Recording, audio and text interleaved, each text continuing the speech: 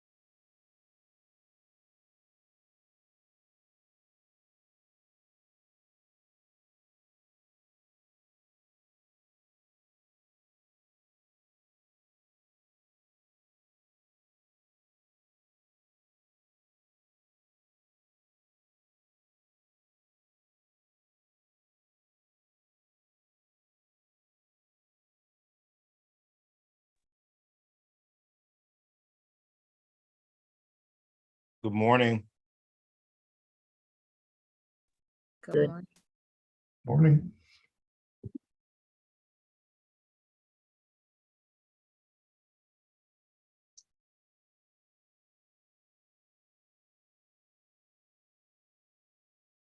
How was everyone's fourth?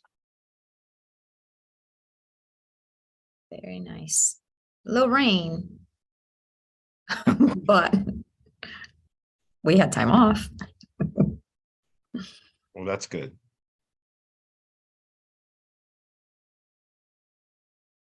That's good. Who we have? So just myself and Jahira for right now. I am checking on other board members as we speak.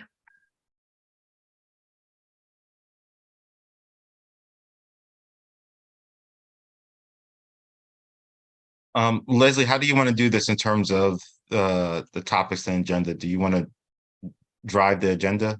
or the Yeah, so discussion I'll today? do I was thinking of a quick overview, context setting, like big picture connection to priorities. And then we were averaging about 20 minutes per contract.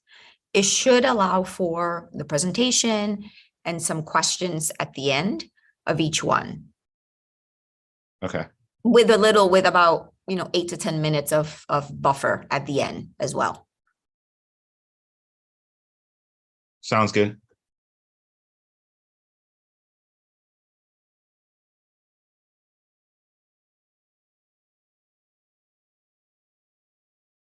Okay, Ms. Oliver will be joining shortly and still checking on the rest.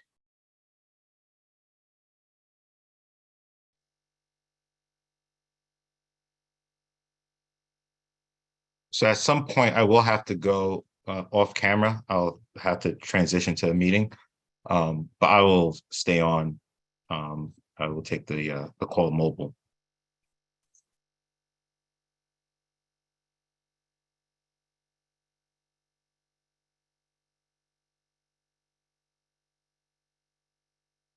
Christina, is there since this is not a regular board meeting, is there what's our protocol to get started? I want to also be mindful of time here.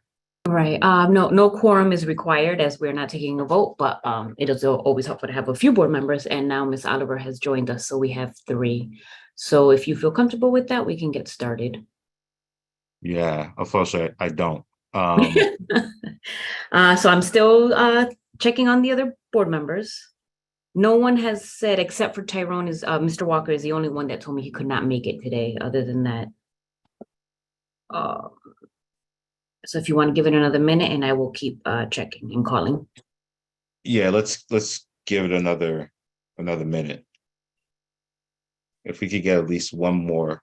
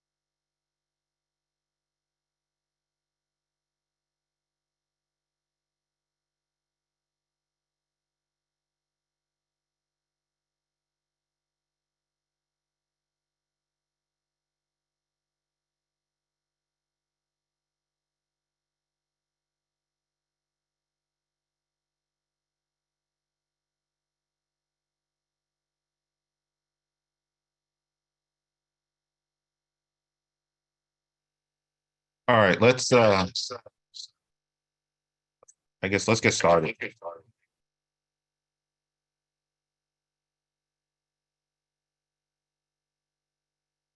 You're Okay. kicking it to me, Chairman? Yes. Okay, great. Good morning, everyone. I hope that we all had a great 4th. I know that we have some partners also joining us on the call, so welcome. I know that our staff are getting some time for vacation. Others are working in their summer programming, and we are planning for the year ahead. And this is what the majority of this meeting is going to be about. So for some overview of the kind of structure, I'll do a quick review of the agenda, beginning with a summary of the contracts for the discussion today and how those partnerships align with the ESSER must-wins. And so here's a visual for those of you that remember when we engaged community stakeholders, over 50 hours of engagement, to be very intentional about our COVID relief funding and the investments, right, in alignment with not just the DME, with the state criteria, and then trying to stay focused on aligning the investments. So we're going to try to be explicit today as to how those are connected. The contracts are connected.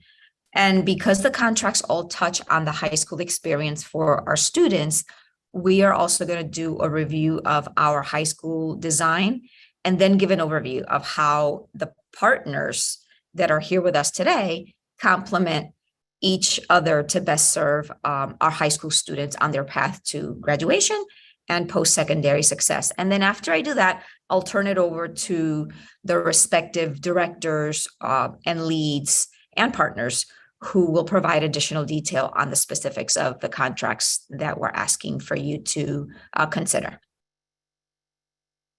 So in our next slide, we have 4 contracts for discussion today. Hartford Performs, College Board, Ready CT, and CT Rise. These are all contracts that we've had in the past.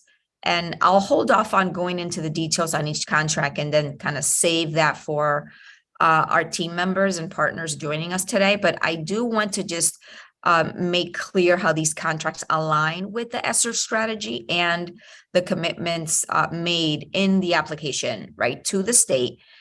Important to note that all of these align with priority 1 in our DME, which is high quality teaching and learning.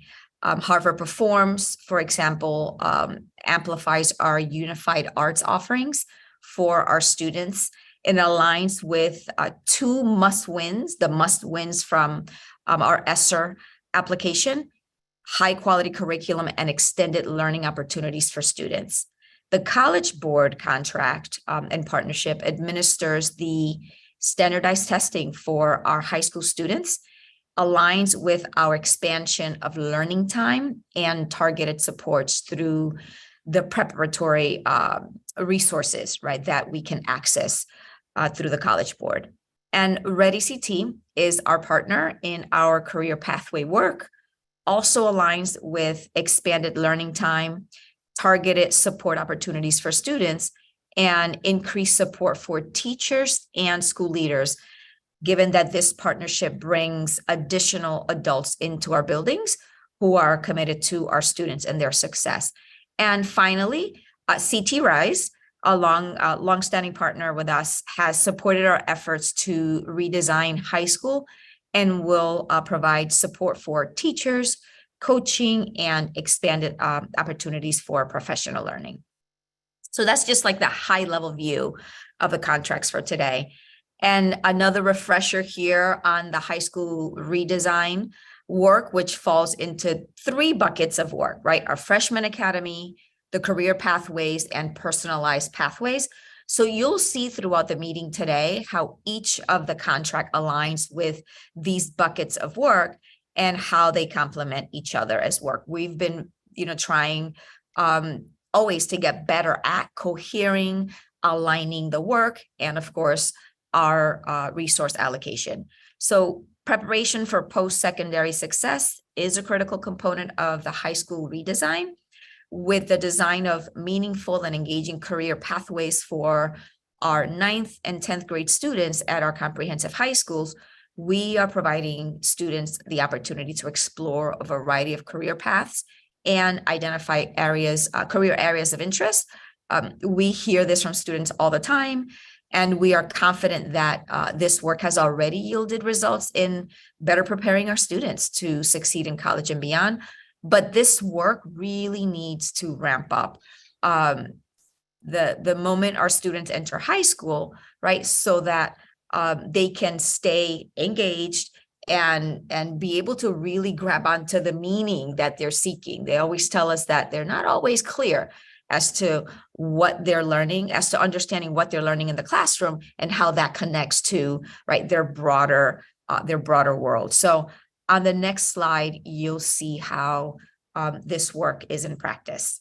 And then I'll take it over to my team member. So here's just an example, hypothetical example of how our high school students benefit from our continuum of partner services in our neighborhood high school. So, right, we have our model student, Marcus, who is a rising 9th grader that went to Milner Middle and is now starting high school. So as Marcus starts 9th grade, he will engage in our 9th grade academy, and he will interact with teachers who have benefited from the professional learning communities and collaborative opportunities facilitated by our partners at CT Rise. All of that prepares him to start to explore college and career readiness through our career partnerships in partnership with ReadyCT. So after exploring, he then joins the journalism and media pathway at the ReadyCT signing day. And then as Marcus continues, he learns about video production and makes a video about the Hartford Marathon after he attended the race with actual press credentials with the ReadyCT program manager. So with his college counselor then, with his guidance counselor and assistance from Higher Heights, Marcus starts to explore college options, and he decides that he is going to narrow in on UConn, right? His top choice because of the programs offered through the journalism school. So now Marcus is a junior, He takes the PSAT and the SAT and starts to take specialized pathway courses. And he also gains confidence as a public speaker through his theater performances, right? Which are in collaboration with our partners at Harvard Performs. And finally, Marcus is now a senior, and he receives assistance from his counselor and Higher Heights on the FAFSA completion, right? The application for financial aid and tips on how to best position himself in the college application process. He also finishes his experience working within the journalism and media pathway with Ready CT, and now has pretty extensive portfolio that he can include in his college application. So all of his hard work, right, pays off as Marcus graduates from Weaver and is accepted into UConn. So this is one example. And the point is that our partners here, right, our counselors, our school staff, work collaboratively, are part of the ecosystem and the continuum to make sure that our students are prepared to pursue whatever path they choose, but it relies on certain conditions. And that is for us to be intentional about the continuum and how our partnerships play a role in that. So that was a little bit of the context setting. And I see a hand before I turn it over to our first contract. Chairman. Yes, Leslie, I had a question as it relates to level setting. You mentioned ESSER funding. Can you, and I'm not sure at what point, but I think it would be helpful for us to get an idea of kind of what we propose to the state or to the federal government, and kind of what have we spent so far, and then more importantly, how are we tracking or some type of projection of the ask and the monies that we secured through ESSER. Absolutely. So the thinking is that in our August committee of the whole, Chairman, that we actually dedicate, if part or if not all, a meeting to just that, right? Calibrating on what were the requirements, the buckets that were required by the state, where we landed, the where we have, right, the spend down and the priorities. And what we're also going to aim to do is to talk about some of the areas of focus for this year, because if you remember, this is the last year that we have with our ESSER funding. And there's some, some talk for those of us that pay attention to what's rumbling locally, but more so nationally now, right? I guarantee that there is going to be a shift in the conversation around the spend down, to your point, Chairman, and what the impact has or has not been of these funds. And so does that sound like a plan for one of the August meetings for us to just spend the majority of the time focused on that? These are things, by the way, on today's agenda that we are presenting contracts aligned to what we said we were going to do in that application. So let me know if that sounds appropriate. Yeah, so the short answer is yes. And I know it's a month away, but what I would say is if we could have that that spend down list maybe a couple of days in advance for folks to digest, I think that would be super helpful. And then more importantly, if there's, based on the projection of how we're doing, I would like to know how close, I'd like to say closest to the pin can we get? Because one of the things that I think I said this even before I was a chair when we got this money, right, is if I don't want us not spending the money wisely as we've communicated, right, to the powers that be, and giving money back, right? So if there's any way to accelerate any of this work or to do more, let's think about how we do that. And again, within the context of what the money was designated for, right? I don't want us to go and do something kind of completely out of the box or out of scope, but I also don't want us to have X amount of $1 million in the pot, because in my mind, again, I'm just thinking from a a corporate perspective, right? Like, well, the excuse could be, well, you guys didn't try hard enough. And that's what I want to avoid. Totally hear you. And yes, we will send the information likely more than two days before, Chairman. Actually, I'll challenge us to work on that. And I'll likely also send, even before that, just a copy of maybe the salient slides that we used when we had the presentation to the board before you all approved the application. Yep. Great. Thank you for lifting that. I will then now turn it over to Dr. Felder McIntyre to take us through the first contract. Good morning, everyone. I hope everyone is enjoying their summer. So happy to be here with you all.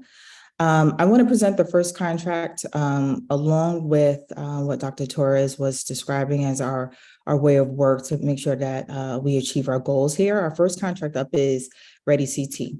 And we have a long-standing relationship with Ready CT. Ready CT supports our high school redesign priorities. They help us review our work in terms of our pathways for our students and implementations for our pathways for our students in 3 of our comprehensive schools. So today I want to share with you the impact that they had this school year and the proposed scope of work for next school year. So keep it in line with our structure for today. Ready CT touches upon our career pathways, high school redesign point. And in that work, we want them to continue to develop and expand work-based learning opportunities and experiences for students, supporting our staff in existing the career themed pathways, provide a series of work-based learning events, and also oversee student outreach recruitment efforts at each of our comprehensive high schools through student ambassadorship work. So just a little bit about Ready CT. Ready CT is a statewide 501c3 that is affiliated with the Connecticut Business Industry and Association. Their scope of work focuses on 3 areas: design and deliver career pathways, like I said, at our comprehensive schools, develop and maintain industry advisory boards at each of those schools that helps inform the work of the career pathways. And then they also do a lot of deep diving collaboration with our school staff to build work-based learning opportunities and systems within each of our schools.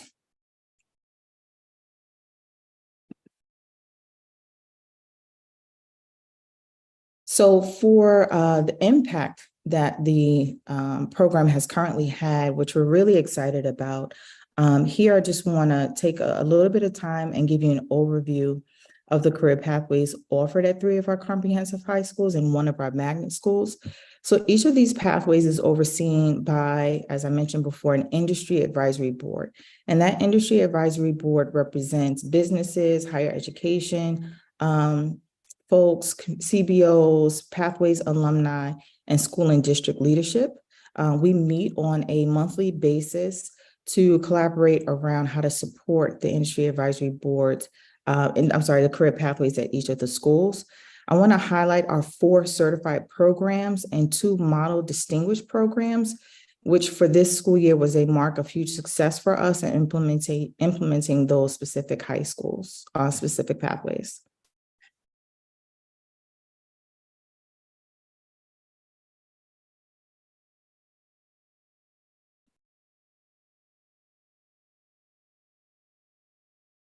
So this year, Ready CT's impact was very positive and productive. Our students speak very highly of the program. We've been tracking the enrollment within all of our pathways for our students because, as Dr. Torres mentioned before, when students enter high school, they have a touch point with Ready CT to actually get exposed to the different career pathways because we want our students to start acknowledging and owning their post-secondary work as soon as they enter high school. So for in the past, as you can see, Buckley and our computer science pathway, the total enrollment was 129, And then I'm not going to go line by line, but then Pathways Academy had 431 students. So in the past, we had a little over 1,000 of our freshmen actually commit to a career themed pathway, which is very exciting for us. These activities, before we go on, also include what's called a signing week. It is an amazing activity experience at our schools where students are exposed to, and beforehand, they're exposed to different courses that they're taking, but signing week is this huge celebration at the high school to get the freshmen excited about the career pathways. Adults are coming in, making connection to them around real world work experiences. And then that's how students are then assigned to their career pathways. And then we track them internally through our district database systems to ensure that those students have coursework then aligned from sophomore year to senior year through those pathways so that they can either obtain a work certification, proper college placement, or go directly into a career/military pathway directly after high school. So those experiences have a direct through line from 9th through 12th grade.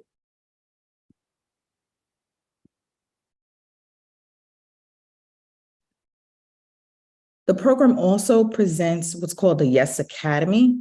In our Yes Academy, students are presented with various grit experiences to persist on in high school. And they're also presented with opportunities to learn certifications that are aligned to the specific pathways in each high school. Some certifications are universal, like first aid and CPR and Narcan, sexual harassment training, stopping the bleed training, suicide prevention training.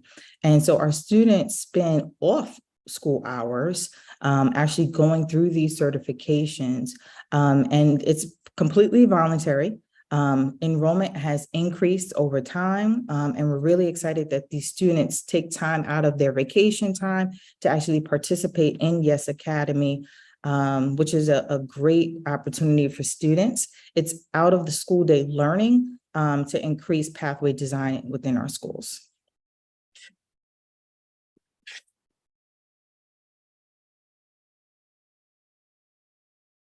I want to also share with you some celebrations, additional celebrations and pictures. We love seeing the great work that our students are doing with Ready CT. So here you'll see students participating in the CPR training, students participating in the full STEAM activity with rockets, students attending the CBIA annual meeting with Governor Lamont, which is an amazing meet and greet with professionals in the field here in Connecticut so that our students are homegrown.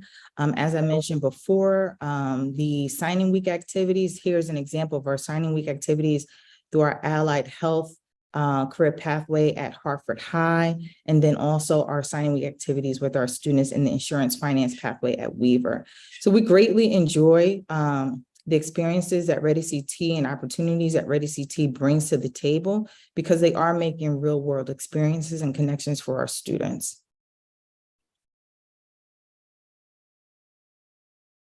So for the scope of work for this coming school year, what we want to continue to develop and enhance, as Dr. Torres said, it's time to hit the ground and expand this work and go a little deeper.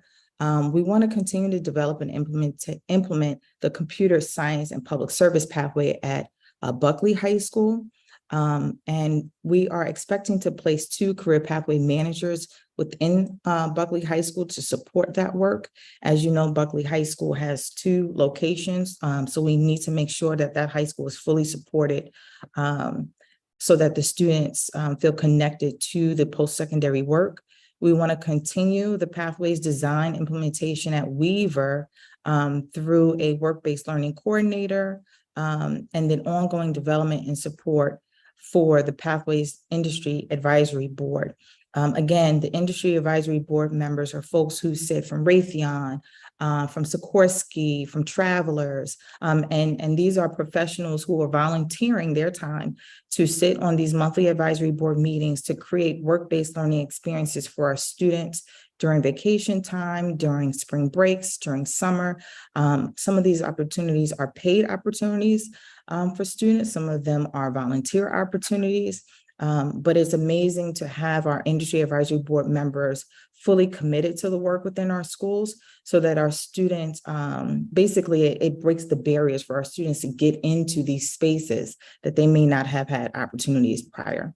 And then we also want to continue to design and implement a year-round work-based learning calendar for Buckley and Weaver High School. Right now, our program supports just out of school time, which is spring break and summer vacations, but we want to provide opportunities for year-round work-based learning opportunities for our students.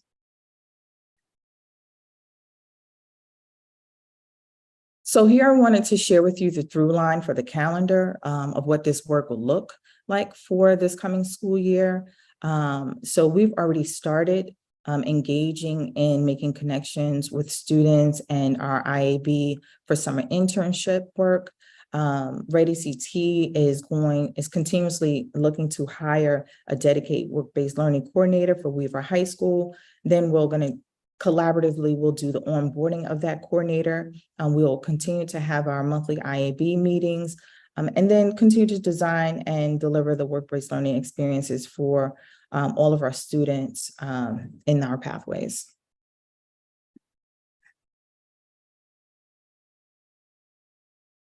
What's really big for us is the progress monitoring and goal setting to make sure that it's connected to our district initiatives and our work.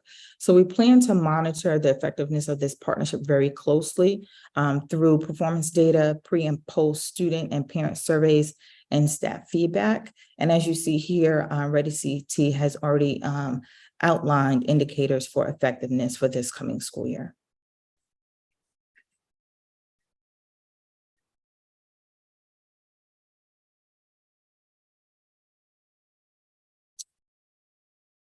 So I want to pause here for any questions that you may have, because now we're just doing a quick overview of the contract for Ready CT. Again, this is a longstanding relationship that we have with Ready CT, who provides dedicated program staff support, and that their work aligns to our high school redesign. The contract is for only 1 year. So I just want to pause here and see if there's any questions. And I do see one question. Chairman Phil? Yes, thank you for that. Super helpful. If we could go back to, I believe, slide 17, that had the goals. Yes. So I guess for me, I think these are goals, but are we actually putting like, I guess, targets around these goals? So percentage of students on track, are we saying like X percentage increase or X percentage will be on track? Try to get a sense of what's the target of these goals. I can definitely take that back to Ready CT, yes, and get back to you on that, definitely, yes. Can I also add that these are also in alignment with some of these, Chairman, if you notice, for example, the on track is one of our goals that we have in our scorecard. And so it'll align to the schools that are going to be benefiting from this contract. So we'll identify their specific targets in addition to an aggregate target, right, to be impacted by this contract. Thank you, Dr. Torres. I think I see another hand. AJ Johnson? Yes, good morning. I'm in transit, so if I'm choppy, I apologize. Let me know. And two, I just driving. I apologize if the information on screen that I didn't get a chance to look at it. But when you say you're like advisors that volunteer their time that create these opportunities, can you share some of the names and corporations that you all are in relationship with? Sure. So some of our industry advisory board members, we meet with them on a monthly basis. They're coordinated by Ready CT. Some of those folks include administrators and executives from Travelers, Sikorsky, Raytheon, Hartford Hospital, and that's just to name a few. All of our industry advisory board members are aligned to the career pathways at the different high schools. So I hope that answers your question. We also have a list of everyone who is on the Industry Advisory Board. If you need that, I can supply that as well. Yeah, it would be helpful. I'm just looking to see if there's any familiar, local names. I'm very appreciative of the program. But just as a local person, I want to see if there's some local names that can, help invest in our young people. Absolutely, absolutely.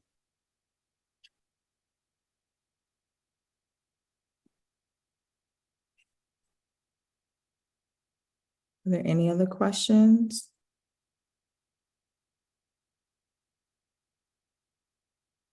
Doesn't seem like it. You could continue.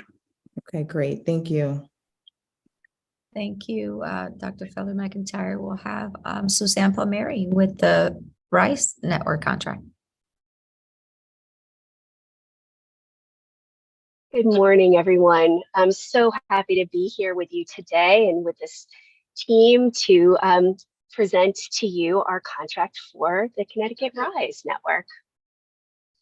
So today what we're going to do is we're going to review the high school redesign priorities and our partnership with CT RISE, which has been long and beneficial to us here at Hartford Public Schools.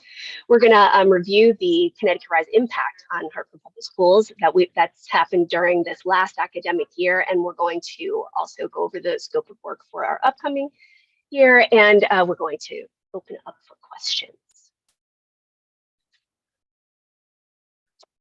So just to tie it back into this whole context, we are looking at our high school redesign story. And I always like to talk about it like a story because it's how I learned it when I came in to this beautiful district. And so where we're sitting right now is really for this particular contract with our freshman academy, which has now become at our comprehensive high schools part of the fabric of the experience that our students are coming into in 9th grade. And so the RISE work is really critical. It was critical in developing our freshman academy and critical in sustaining it as well. So in terms of our freshman academy, we're talking about our freshman seminars, our academic interventions that happen there, our teacher teaming, our admin teaming, and our common planning time, which we also know is the bedrock of collaboration and creativity and passion in educator experiences, which really engages our students down the line.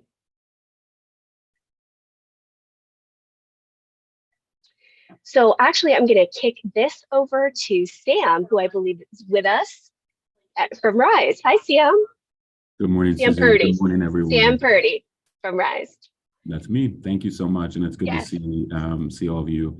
Thank you for the opportunity to speak to our work. I'll just present a couple of slides here to provide a bit of context about our organization for those who are unaware.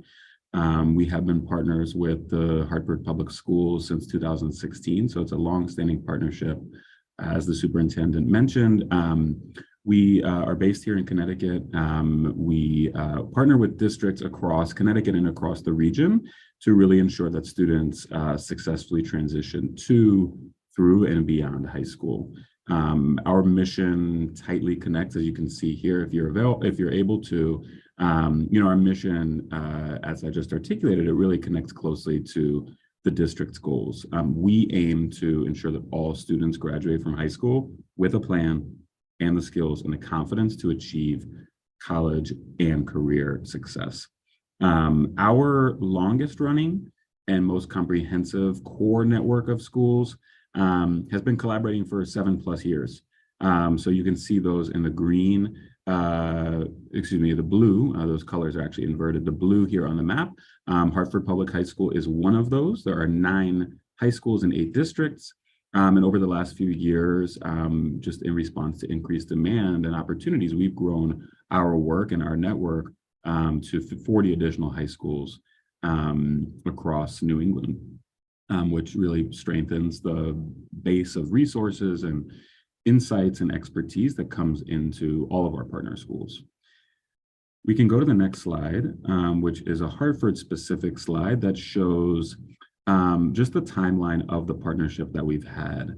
So furthest on the left, you can see the 2016-17 school year. RISE launched our partnership with Hartford, specifically focused on Hartford Public. Our initial focus there was on 9th grade on track. That's really typically where our partnerships begin.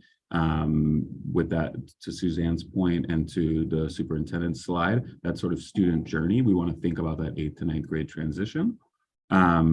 So we have, provided data dashboards back in the beginning for the whole district. Those dashboards are still present.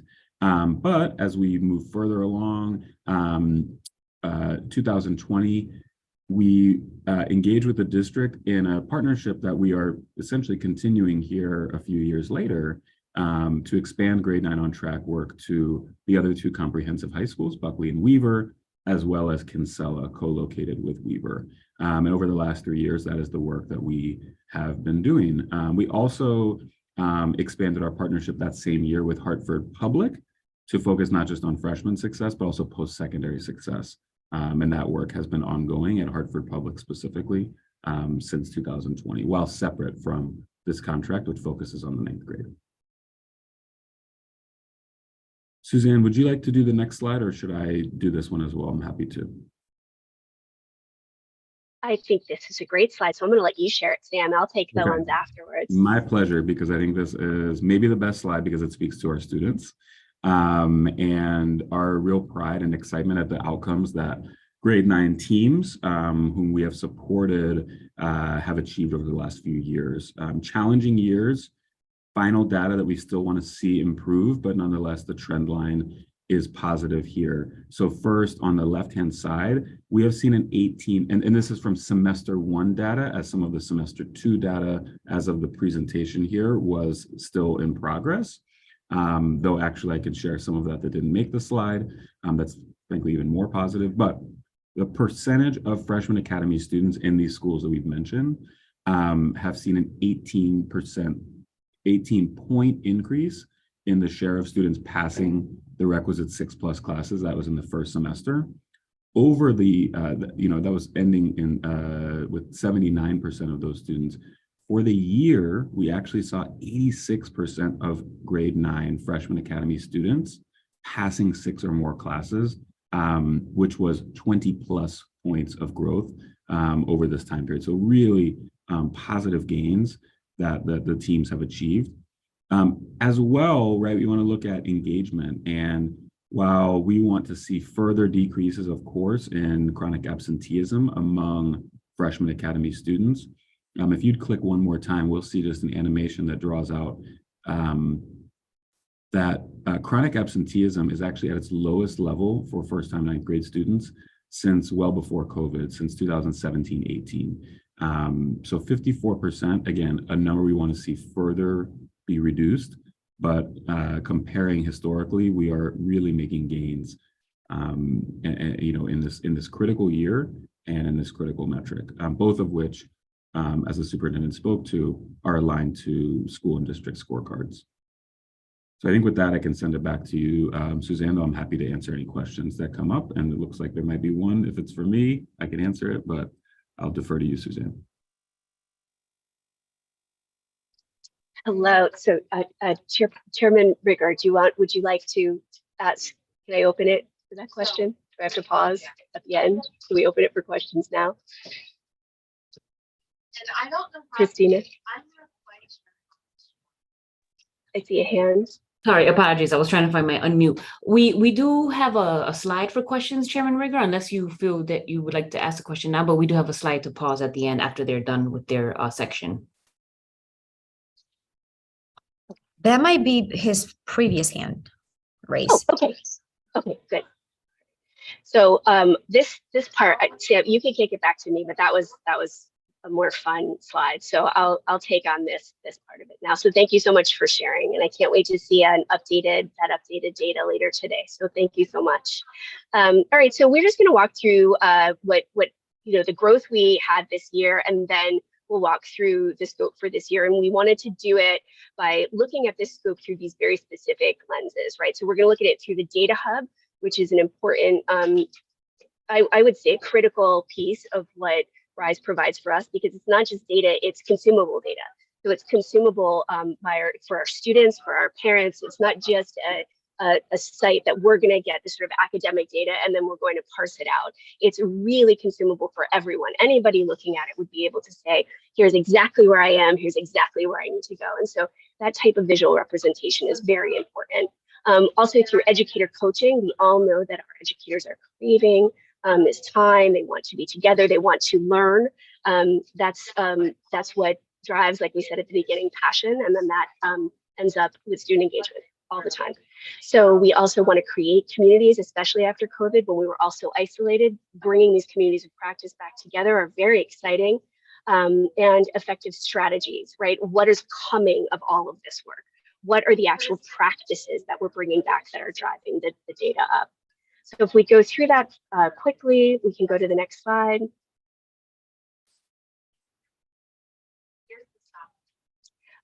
If we look at the data hub, as I was just saying, you can see some photos there of what it looks like. It's the sorting is very cool. You can actually pull in data from, so you can pull in 8th grade data, you can pull in all kinds of statistics. And like I said, it's very consumable and it's very easy. And it's important to understand that our students and families and counselors and people on the ground every day working with this data need to be able to look at it, sort of make very good decisions, and our students need to be able to look at it and make those decisions too. There's a very fine line between us saying this is what you need to do and a student or a family saying this is what I need to do. That's an imperceptible shift, but it's really important. And the data that RISE gives us and the data that is consumable this way makes that an easier lift. So I think that that's important to understand. So if you read through, you'll see, and then you get the visuals there. And Sam, if I'm going over these bullets too fast, please just raise your hand and you can add. Can I add one? I just want to clarify one. Absolutely. I saw Sam's face. Yeah. Go ahead, Sam. No, I just wanted to clarify that in terms of access to, and I think this slide here, that word secure is very important. So while students benefit from educators having that greater insight into student performance, the access for the data hub and any RISE tools is limited to certified educators whose access is approved by the district. Absolutely. Students and families do not have logins. Educators use the data in designing their own supports, interventions, and occasionally we'll use a student profile, a really powerful dashboard with an individual student to show, their own data in a motivating conversation. But I do want to clarify, just for data security, that this is an educator-facing tool. Absolutely. Thank you so much for that, Sam. Thank you. So this is the educator coaching piece. Each educator that is working with the RISE teams get monthly coaching. So there's monthly coaching for the grade 9 assistant principals. We also, so that was happening, we're continuing that work. There's also the biweekly coordination with central office leadership. So last year, myself and EDSL Tori Niles biweekly would meet and go over the data and are able to then support the APs and the teams at the comprehensive high schools that are receiving this coaching. So what that does is it creates those larger networks of support that we're all on the same page and we're all looking at the same data. So those communities of practice are very important. So I don't, it's just like, we can go to the next slide. The community of practice goes that step further. While the coaching is one-to-one and the hour biweekly is sort of a smaller team, the community of practice we're coming together as groups. We're working together cross school. So as you can see here, we've got members of the leadership team in this photograph from Weaver, we've got from Buckley, we've got from Hartford Public High School, we've got their teams coming together and working. They're collaborative, they're sharing data together, they're sharing practices, they're learning from one another, and they're bringing it back to their schools. This is a very powerful professional learning community that's been established, and it's looked forward to by our communities of teachers. Now, one of the things that has been lifted is over the work in the past several years with RISE, the Freshman Academy has really brought to light the work we need to do with our grade 9 repeaters. And with our grade 9 repeaters, and that's what really good data does, right? It brings to light things that we need to see. And so what we started to see was this pattern that was happening. And so now what we're doing is focusing a lot of this data, putting teams together around our grade 9 repeaters and doing some of the same practices. And RISE is really supporting us with that new work going forward. So we started it last year, but we're continuing it in this next scope of work.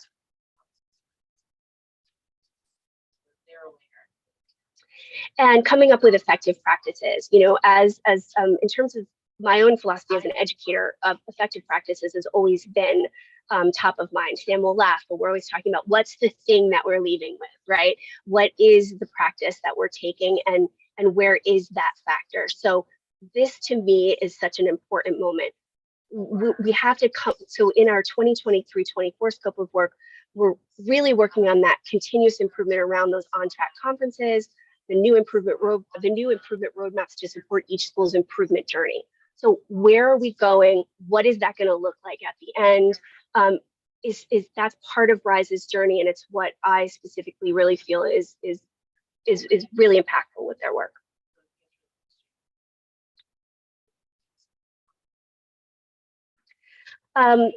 This again speaks to what came to light with our work with our Freshman Academy.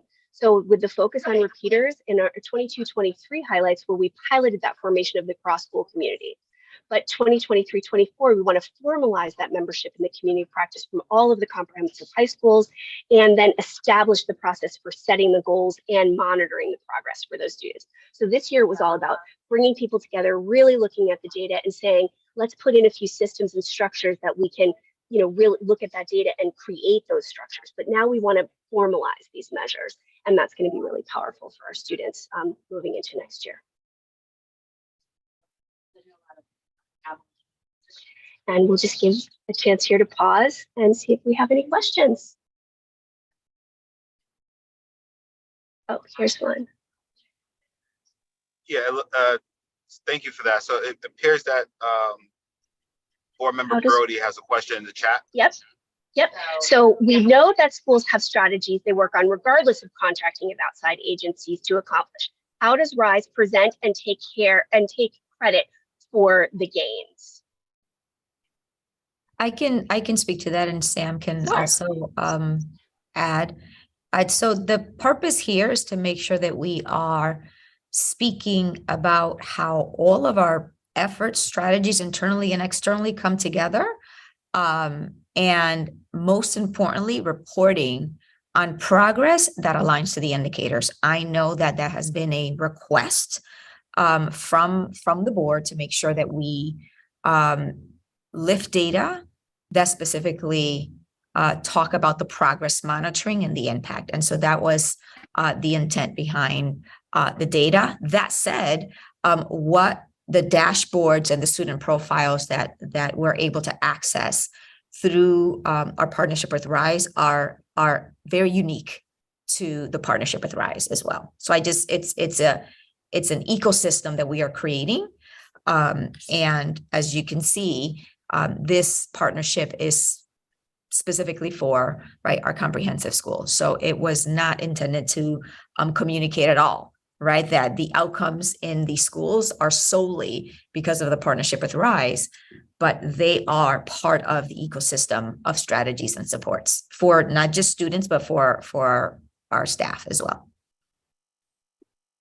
So Superintendent, if I could, I guess, double click on that, on Ms. Brody's question.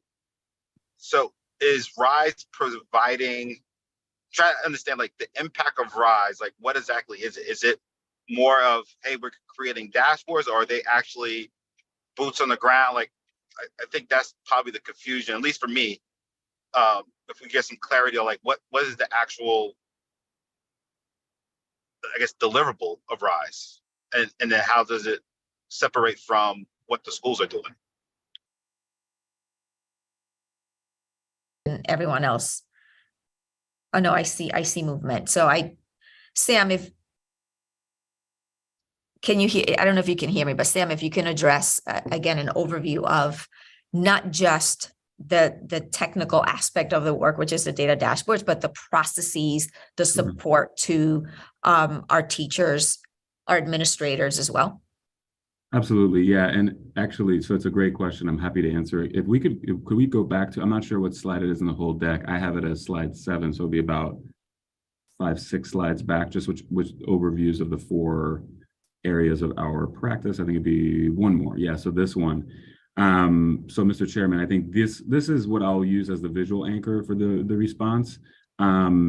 Differentiating, I can't speak for a specific partnership, but from the last partnership, which provides staffing in schools, this is certainly different. It's more capacity building of the educators who are doing the work. Primarily, we work with our grade 9 assistant principals, teacher leaders, counselors, through regular coaching. So I'm speaking to that second image there, in addition to the data hub, which I will name is part of the scope of work, right? District resources are being invested to provide access to the data hub, which teachers, administrators, and counselors use in collaboration to have user-friendly data to be able to see how students are doing, enabling them to sort of spotlight, focus their supports. So that's a sort of form of building of capacity that is enhanced through coaching, right? That's second deliverable. That's in person, that's based on the ground in team meetings. How are meetings actually going? How are we planning to make the most of the educator collaborative time, which is a key element of the Freshman Academy? And then the network community, we plan, facilitate, share resources at the cross-school gatherings of those key leaders. So there's monthlies for the assistant principals, quarterly gatherings for the broader group of grade 9 leaders, and that's all facilitated by RISE to reflect on their data, learning from coaching, and then finally, that last piece of effective strategies, we are working to help coach aligned to our rubrics and frameworks for on-track data team meetings, those meetings that folks are running to help make sure that they are as strong as possible, as well as strategies like on-track conferences, which there were a couple of snapshots from, where schools and educators are using data in conversations with students on a quarterly basis to help make sure that they are as motivated, as connected as we want them to be. So data a little bit as a lever for all of these areas, but it's a combination of coaching, access to data tools, that cross-school community, and resources and rubrics and accountability to support really effective strategy implementation. I would emphasize, we are working through the folks in the building, right? And to Ms. Brody's question, I just want to double down on what the superintendent said. We're just trying to be really transparent about the outcomes that the district have named as the priority, and our excitement at the progress that the schools are making in alignment to those.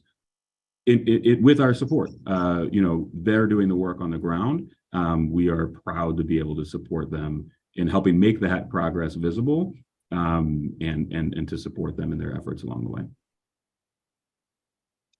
Thank you for that. So if I just repeating back what I heard, you guys are more of the, let's call it, strategy and support, while the principals and teachers are more, I guess, around the execution and operationalizing the strategy that the collective group puts together. I think I would more or less say yes. Yeah, that seems right.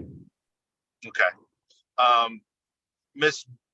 Board Member Brody, does that answer your question? Partly. Good morning. So for me, maybe hearing from the schools, that what do they view as successful, as them being supported? Because that, it seems like if we're answering a question that way, then the school needs to report out or some engagement or some kind of something, right? That says, this is meaningful, this is the impact, because what we're presented with today can't necessarily get down to that data. So, Leslie, I actually agree with Board Member Brody in the sense of, again, my understanding of how the model works, the principals or the schools are ultimately the end users. So I think having their feedback in this discussion or as part of the discussion would be super helpful. We can certainly, Sam, if you can go back to some of your feedback. I know every time you all have a connection, there's feedback that is provided.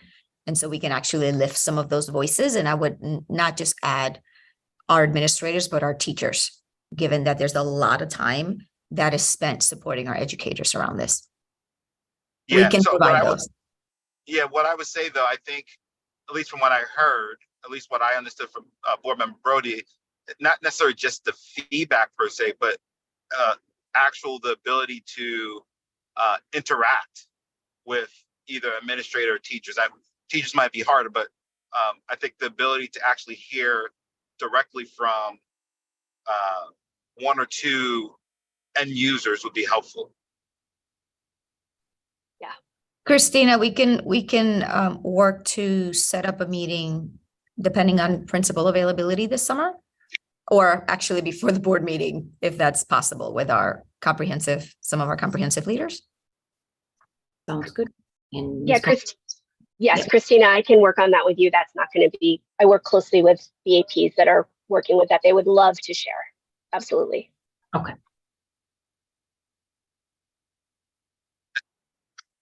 I'm not seeing any other hands, but I do have a question. It's one of the earlier slides, and Sam, this is probably more for you. I'm trying to get a sense or orientate myself with how this work compares with other districts. I think you mentioned there's, I don't know, a handful of districts in Connecticut and then more regionally.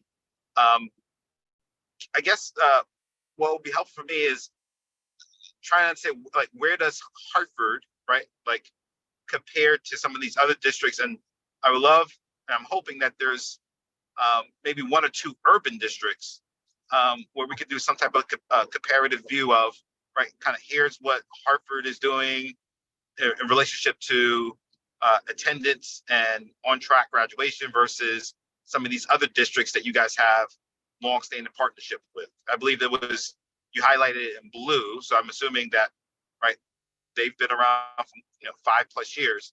I think that would be helpful, at least from my vantage point, to just get some type of comparative baseline of kind of how this partnership is tracking with others.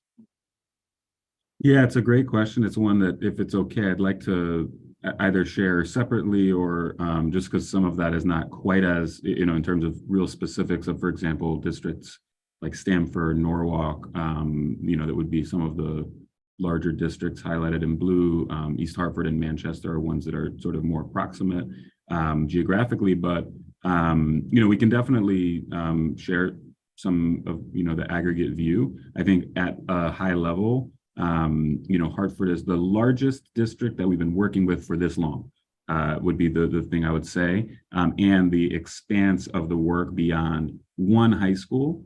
For us, that is again, not necessarily unique with Hartford, but has the longest tenure in Hartford now that we've been doing this work for 3+ years. But there's definitely, one thing I will name is there are learnings from schools in the blue and the green that filter back to Hartford and vice versa.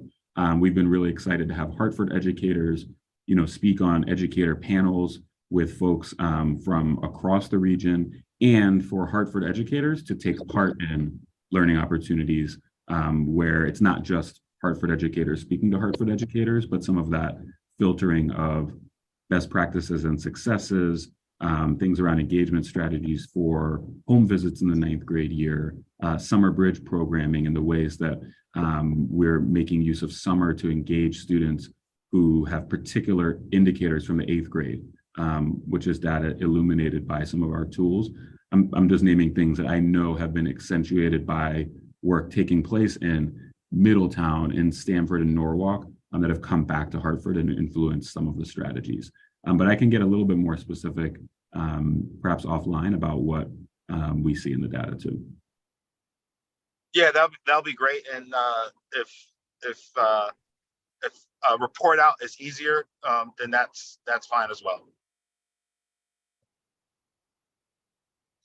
See if there's any other questions or hands raised from my colleagues.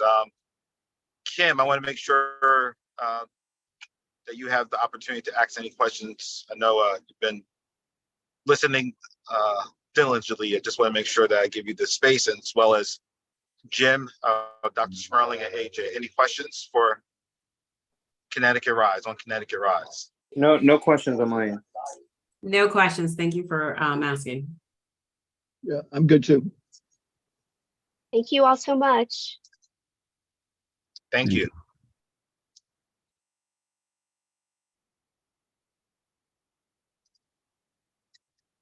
We could go to the next item. Yep. Yes, and tagging back in Dr. Felder McIntyre to join us for College Board. All right, great. All right, so hi again. I'm here now to share out with you our contract for College Board. College Board is, just to give you a quick background about College Board, but College Board is our assessment company. I think everyone is probably familiar with College Board from your high school days when you had to take the PSAT or the SAT test. But College Board has a relationship with us, not only as a school district, but also with the state of Connecticut. And so we are contracting with College Board to support our students in 9th through 12th grade with their suite of assessments. So our PSAT 8-9 is actually for our 9th graders, which is administered in the fall. Our PSAT 10, which is for our 10th grade students in the fall. And then the PSAT NSMQT, which most people know about, which is for our juniors, which allows our juniors to become eligible for national scholarships. And then our SAT assessment, which is administered twice, once in the fall for our seniors, and then our Connecticut SAT assessment, which is administered in the spring for our juniors. All of these assessments are at no charge to our students, which is an amazing asset to our district and also to our students, because the cost of these assessments can be cumbersome for our students and their financial backgrounds.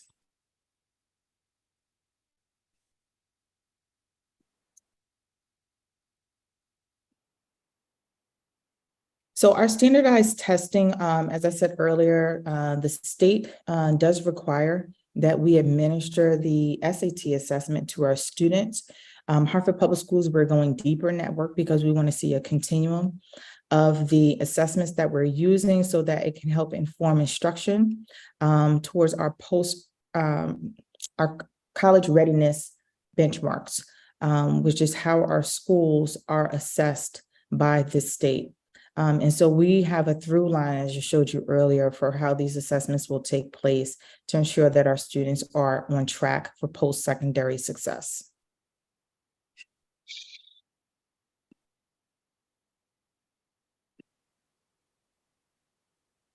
The standardized testing is just one measure of our assessment. I think we all know that.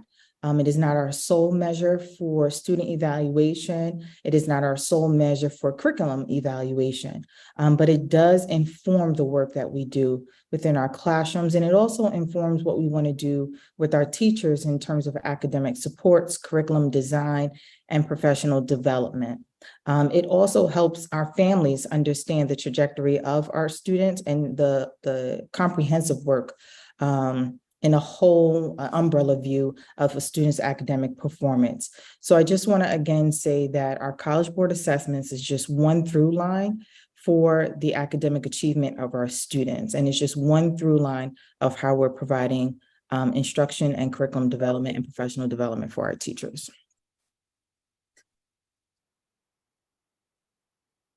I want to highlight for you some of our progress that our students are making in terms of our assessments. And I wanted to highlight the percentage of students who are scoring 3 or 4 in terms of our college benchmarks as determined by the state of Connecticut. We own and acknowledge here in the district that we do have a lot of work to do. We know that we have growth that needs to be made. We know that the pandemic hit us, but we also acknowledge that work. And so on the next slide, I want to bring to light some of the areas that we are going to work in the next coming school year to support our students and also to support our teachers. Across the board, there's work that needs to be done with our subgroups of students, with our students who are males, in our schools who have less financial resources than others. We have disparities, and we know that we have to own and acknowledge those.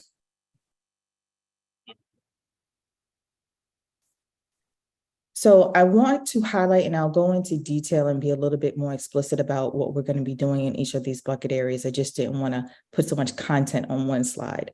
But this school year, early in this year, 22-23, the school year that we just closed, we started a Grading for Equity professional learning community with our school leaders and also with our school teachers, with the Office of Academics around Grading for Equity. And what would Grading for Equity actually look like through a middle school through high school model? How could it support our teachers? How could it support our students, most importantly? And then what would that look like in terms of student performance?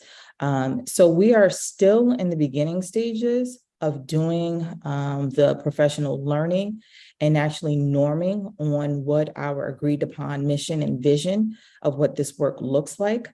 Right now, we are doing whole group professional learning activities with the Office of Academics at the district office and whole group professional learning activities with our school principals.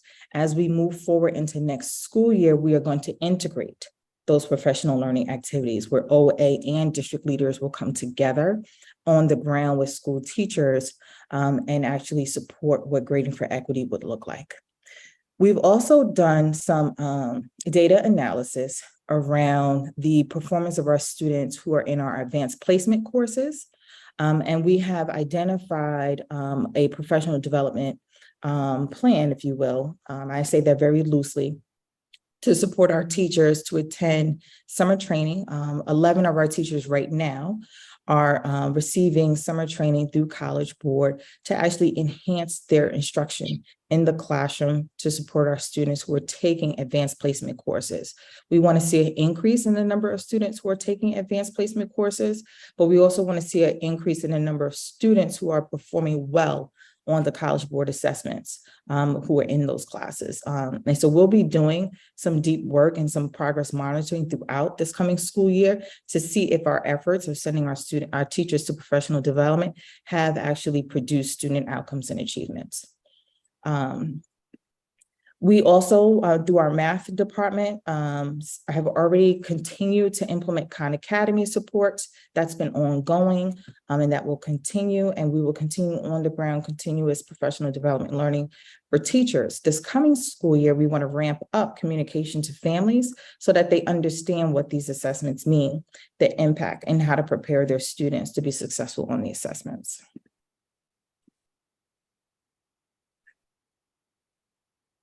Okay, so I want to just pause here and see if there are any questions. Again, this is just a one-year contract through the Office of Academics.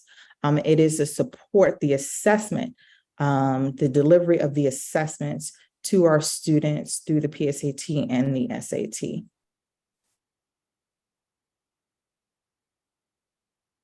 So I'm looking in the chat, I'm not seeing any hands.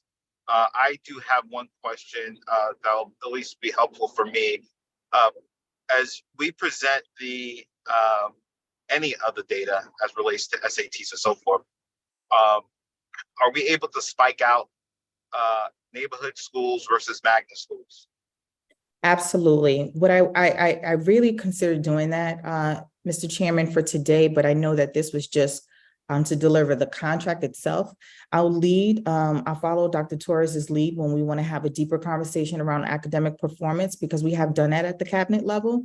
And I know today was just to discuss the contract, but we've already have the data ready, and I'll wait for Dr. Torres to give that lead around what we want to display around academic achievement. Absolutely. Chairman, we do have Thank you. for later in September a workshop that's going to be dedicated for our outcome data. And this data is part of that, given that it's one of our lead indicators. Okay. I see Ms. Brody has her hand raised. Ms. Brody? Thank you. So I don't have a question. I do have a comment, because year after year, what was stated was correct. We have this ongoing, I don't know if we call it a partnership, but whatever we call it, with the College Board around standardized testing. And this is for, students who have aspirations to attend college, but I'm hoping that we can start making some kind of investments for our students who are not going to college. We don't have any trade type, as I would say, with the exception of what I learned at the high school showcase around. I know Weaver High School has some things, magnificent programs with drones, and phlebotomists are being trained there. But as far as like our other trades, the carpentry, we did away with automotive a few years ago. So just as important as it is to focus on students taking tests that will have them in a post-secondary situation, we have students that are not going to college. So I'm hoping that same emphasis will become a reality in our strategic planning. Thank you. Thank you, Ms. Brody. Thank you.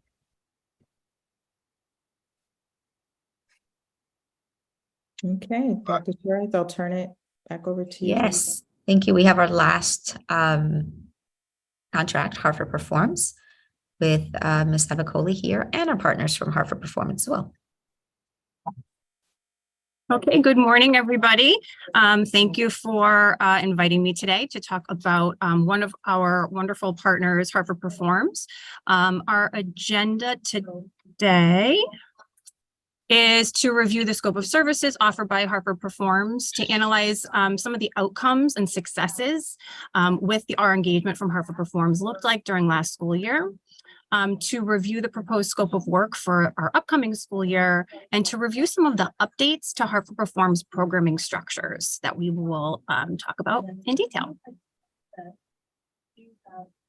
So why Hartford Performs? Hartford Performs has been a dedicated partner for only the Hartford Public School District since 2009. They are continually reaching out to ask how they can serve our district's current needs and continually adapt to what our district is focusing on and what our priorities are. Their programming is offered over 300 arts programs for all of our students in our K-8 schools, so in 30 of our schools, and some additional programming offered this past school year. They apportion programs to students on a per capita cost basis, sufficient for every student to receive at least 2 programs per school year. And because of the way that they allocate funding, a lot of our students receive more than that. Most recently, they've really been engaging a lot in family engagement with our schools to support learning and connection to school. And most recently as well, they have been expanding their services on working with us to build capacity of our staff and our faculty.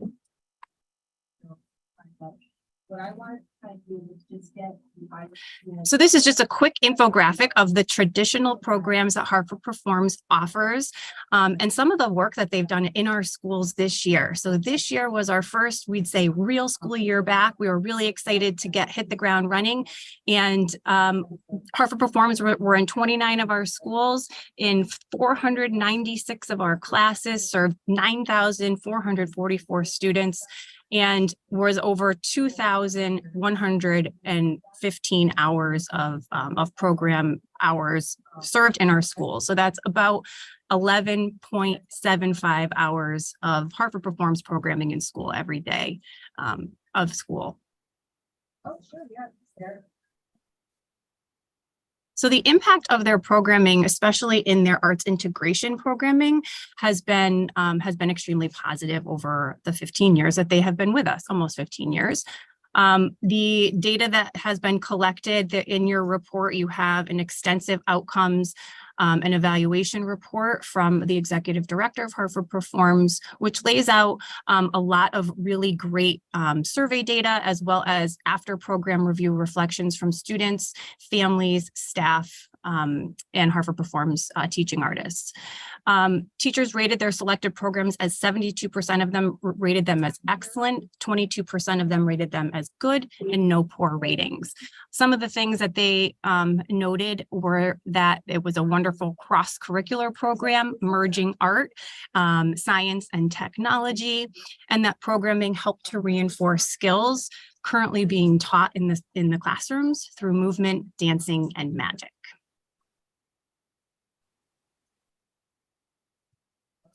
And then there was the impact on professional learning. So professional learning services through Hartford Performs are provided on a variety of capacities. This one slide highlights the professional learning outcomes, just the tip of the iceberg for some of our literacy coaches who engaged in 4 workshops. From 2 of them were from Kennedy Center artists on arts integration techniques. Some of them were specifically for reaching English language learners, building academic vocabulary, literacy and creativity, teaching the writing process through hip hop, and literacy through movement. So over 90% satisfaction, I would say, of those literacy coaches, and that they would be confident in sharing those techniques and strategies with the teachers that they are coaching in their classrooms.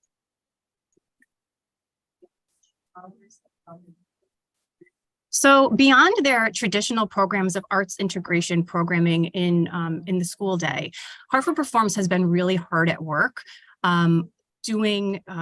getting grants for us, getting different types of requests from schools. Some of that has come from the SEIG grants, opportunities that schools have had through ESSER investments, and they've reached out to Hartford Performs for after-school programming, for family engagement nights, for literacy nights, for cultural assemblies. So lots of different things that Hartford Performs has started to provide for us, kind of in an ad hoc way, but really we're seeing the need for a different type of service beyond what they have typically provided to our district. And so this is just a quick glance at some of those expanded offerings that they have really dug right into for us.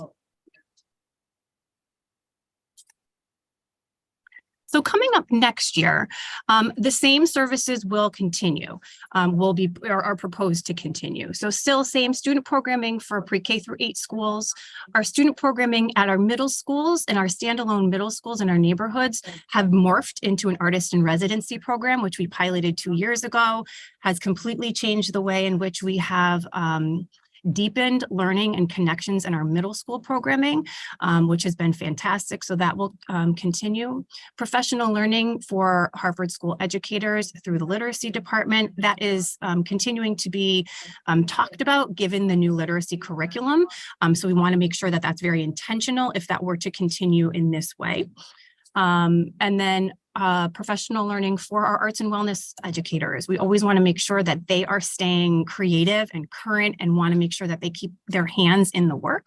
And Hartford Performs has been awesome at providing those services for us. They will continue those family engagement events and literacy nights to connect our families to schools in a fun and joyful way. And our goal is really to adapt a new multi-year strategic plan, which includes new models for program design, which we'll explain in the upcoming slides. And then, as always, a deep evaluation of the programming and outcomes that happened during the school year. So next is really what we're proposing to change.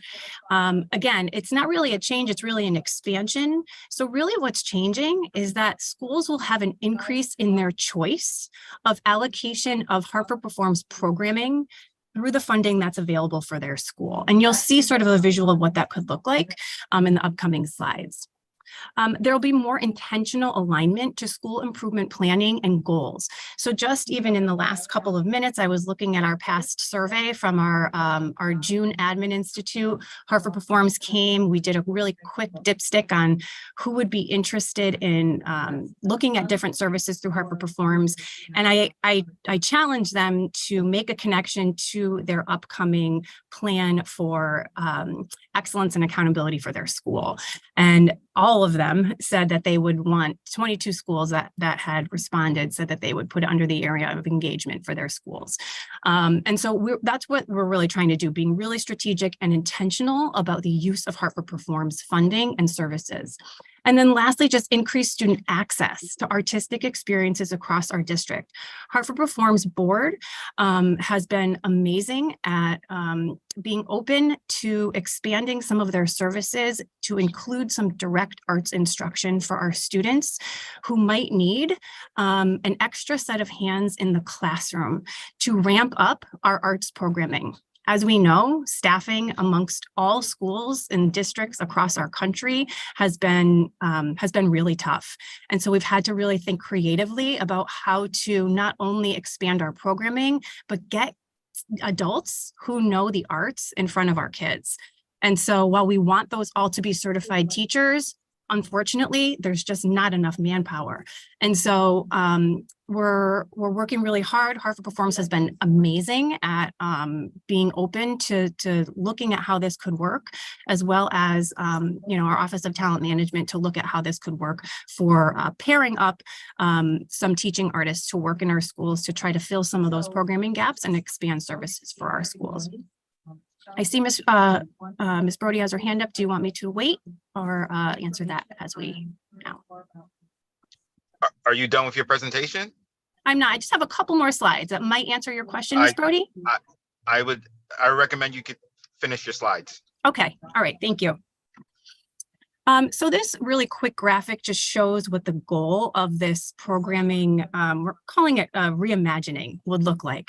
And really the goal is for us to create a synergy between our local community, arts community, our HPS students, families, and our educators to ensure that every student has an opportunity to shine and that every school comes alive in and through the arts.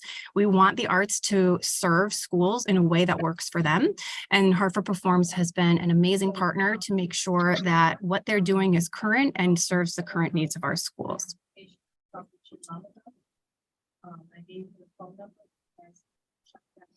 So this is a really quick snapshot of really nuts and bolts of how this could look in some of this for some of our school leaders.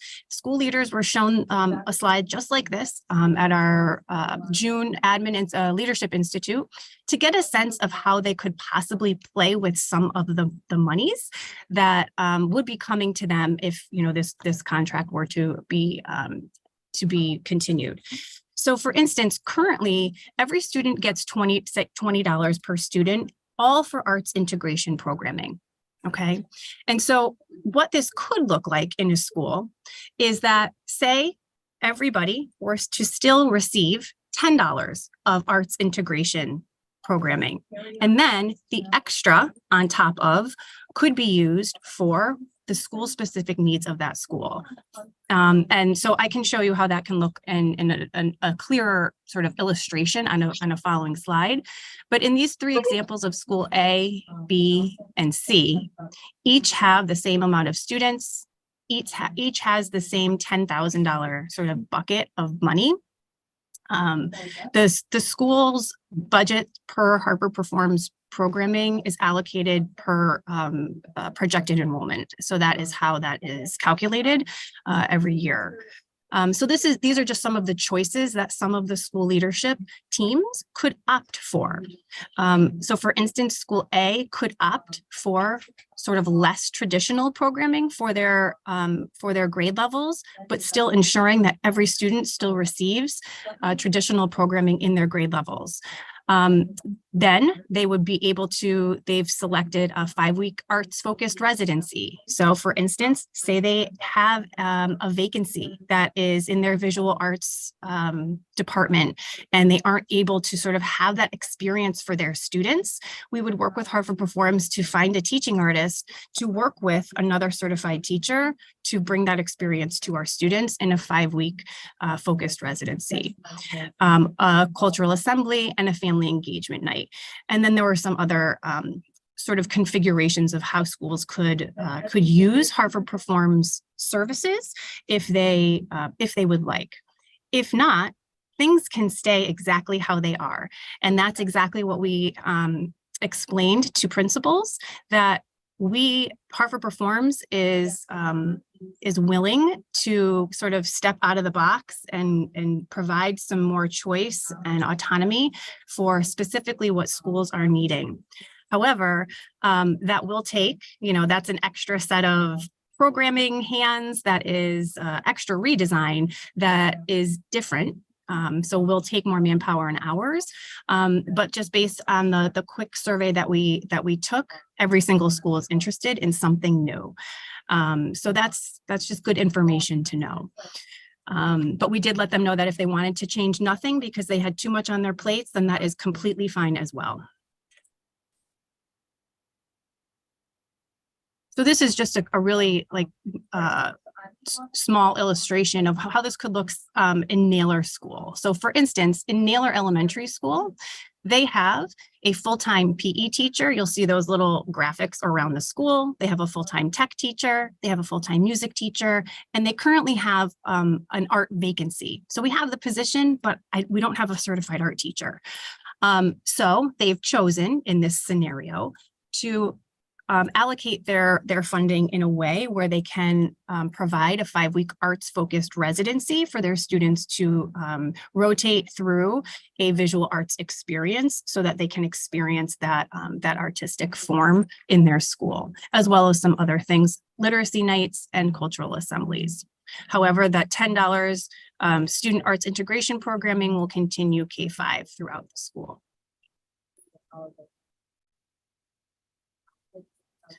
Okay, that was a lot. So now I will pause and answer any questions that you may have at this time. Yeah, yep. Board Member Brody, you have your hand raised. Yes, thank you. So the purpose of this presentation is our contract with Hartford Performs. It seems like it's growing into something else, right? My concern is our unified arts teachers. Yep. So I don't know if we could be given data before we're voting on anything in regards to where we stand with our vacancies, or if a school does not have, like if it's just not budgeted for, I want to know that data too. So data saying vacancies in by school unified arts, and if a particular school does not have a vacancy because they just did not budget for art, I would like to see that data too, because it just seems like now we're growing into something else with Hartford Performs. So that's just my ask. Right. I understand what you mean. Absolutely. I have all of that. And I have our current data with vacancies. I can say that our vacancies this year look much better than they have in the past, I would say 3 years. So we're looking really good for certified teachers. But yes, I can give that to you before the board meeting. I can actually give that to you before the end of the day. Okay. And I wanted to say also, Mr. Chairman, that nothing can replace a teacher, art teacher, music teacher. Hartford Performs just can't do that. And I hope we're not morphing into something that's what we're trying to do. but it's just because my college graduate, right, has experienced Hartford Performs way back years ago. So I'm familiar with Hartford Performs, but I just think of Hartford Perform is in addition to having the music and the arts, not and they are, but we've kind of been leaning on them for that. And I hope we're not just on that train of saying, well, we don't have these and we're just, riding along and just, no, it's to bring better enrichment with having those, full-time music and art, even if it's part-time at this point, but just having that extra exposure to our students, because we know even if every school had a music and an art teacher, we know that our students still, just in their natural lives though, might not get exposure to other things in the music and the arts and those things. So I just think that in looking for it to be an enhancement and not a replacement. I just want to say that I really appreciate that comment, Ms. Brody. If that's okay, Dr. Torres Rodriguez, I just want to chime in because I just wanted to mention that Hartford Performs has been explicitly clear that they do not ever want to replace our certified arts teachers.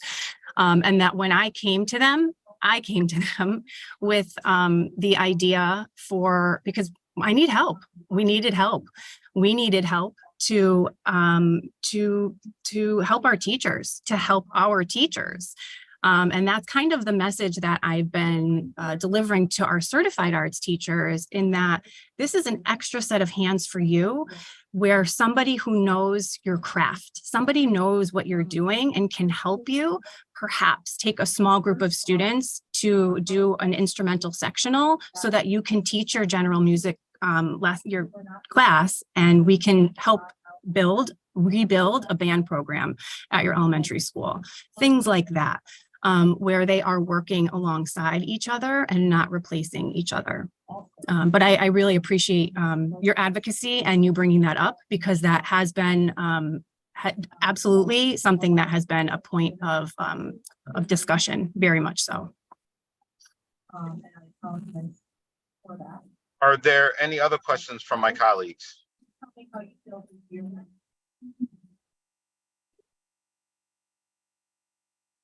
Okay, seeing no hands raised, Superintendent, I'll turn over to you to close us out. We are going to conclude. I know that we've taken some notes on some of the requests that have come in, and we will get you another presentation for the next meeting that we have on the next set of contracts. Thank you all for your time and attention today.